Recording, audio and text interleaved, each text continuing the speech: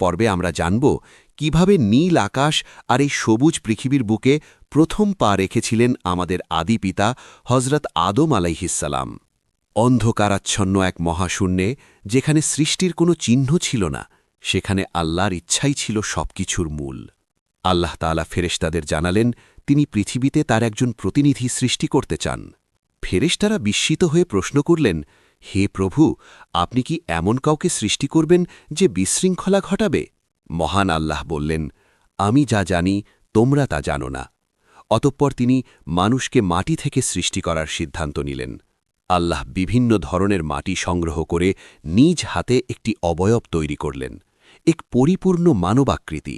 এরপর সেই অবয়বে রূহ ফুঁকে দিলেন, আর তখনই প্রাণ পেলেন মানবজাতির আদি পিতা হজরত আদম আলাইহিসসালাম। এই ছিল মানবজাতির শুরু, এক অলৌকিক সৃষ্টি, যার মাধ্যমে পৃথিবীতে নতুন অধ্যায়ের সূচনা হল।